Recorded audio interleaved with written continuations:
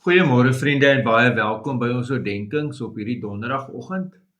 En ja, ons lees uit Lukas 9, ons lees verder vanaf vers 37. Nadat hulle die volgende dag van die berg afgekom het, het 'n groot skare mense hom tegemoet gekom. En skielik het 'n man uit die skare hard uitgeroep: "Meester, ek smeek u, kom kyk asseblief na my seun, want hy is my enigste kind. Kyk, 'n gees pak hom gereeld beet en dan gaan hy skielik aan die skreeu. Hy gee hom stuiptrekkings met skuim om die mond en verniel hom en wil hom beswaarlik los. Ek het die disippels gesmeek om hom uit te dryf, maar hulle kon nie." Toe antwoord Jesus: "O ongelowige en ontaarde geslag, hoe lank moet ek nog hier by julle bly en julle verdra? Bring jou seun hier." En terwyl die seun naderkom, laat die demoon hom val en stuiptrekkings kry. Maar Jesus het die onrein gees bestraf en die kind gesond gemaak en hom aan sy vader teruggegee. Almal was verstom oor die grootheid van God. Geliefdes, kom ek en jy hoor wat gebeur hier. Hier kom Jesus nou van die berg af. Daar waar hy die absolute verheerlikte toneel was. En nou kom hy aan die onderkant, en hier is die konfrontasie met die swaardkry, met die bose. Hierdie pa smeek vir Jesus. Baie mooi wat hy sê, ek smeek u, kom kyk asseblief na my seun. Dis al wat hy van Jesus vra, kom kyk net. Dit laat my dink aan hoeveel keer ek in die Ou Testament juis hierdie ding hoor, dat God mense raak sien. En wat hierdie pa nou eintlik vra is, op grond van dit, Jesus, sien my kind raak. En dan is dit hierdie klag van die pa ook, wat sê, ek het jou disippels gesmeek, maar hulle kon niks doen nie. En Jesus is eintlik redelik geïrriteerd daardeur, né? Dis harde ongelowige en ontaarde geslag. Hoe lank nog? Hoe lank moet ek nog julle leer van hierdie goed? Want die disippels moes verstaan, mense kan nie demone uitdryf nie. Net God kan. Daarom op die einde dan is die mense verbaas oor die grootheid van God.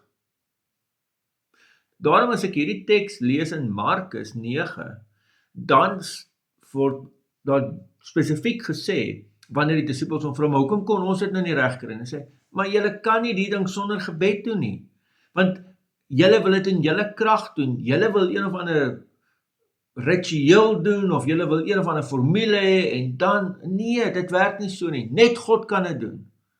So wat julle moes gedoen het, is julle moes vir God gevra het, om hierdie demoon te verdryf.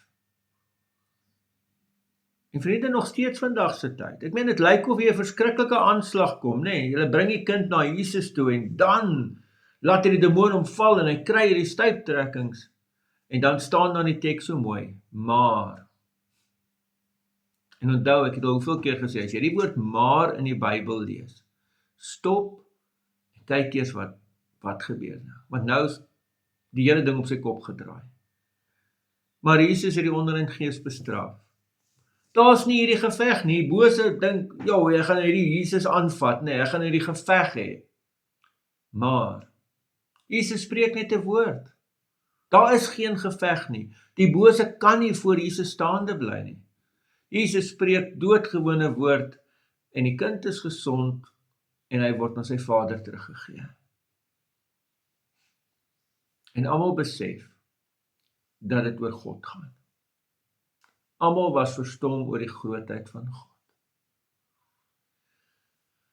Ek is baie bekommerd in vandag se tyd en die moderne mense wat baie keer aangaan en demone wil uitdryf, dat dit gaan oor hulle en hoe die demone nou nie 'n kans het voor hulle nie.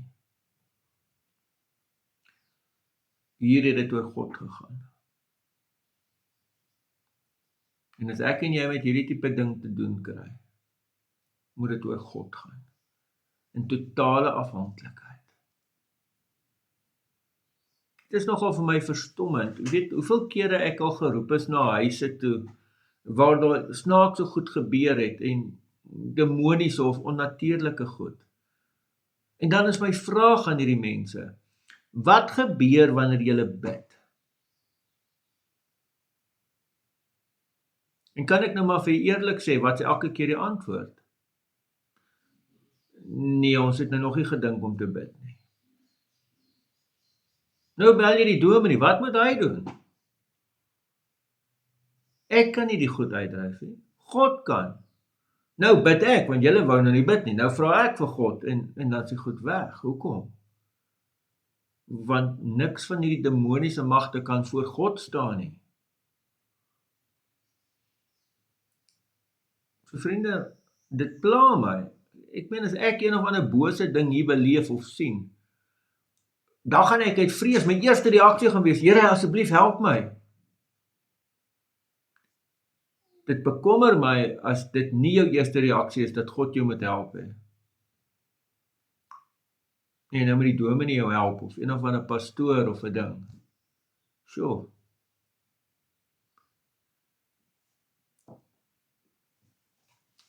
Dan dink ek aan Jesus se woorde. O ongelowige en ontaarde geslag. Amen. Here almagtige God, baie dankie dat ons ook hierdie teks mag lees. En ja, Here, help ons om te besef, ons is afhanklik van U. Ons kan nie goed doen nie. Net U kan dit doen. Ons kan nie die bose verdryf nie. Net U kan dit doen. In die naam van ons Here Jesus Christus. Amen. Vriende, mag jy baie mooi en 'n baie geseënde dag hê. Totsiens.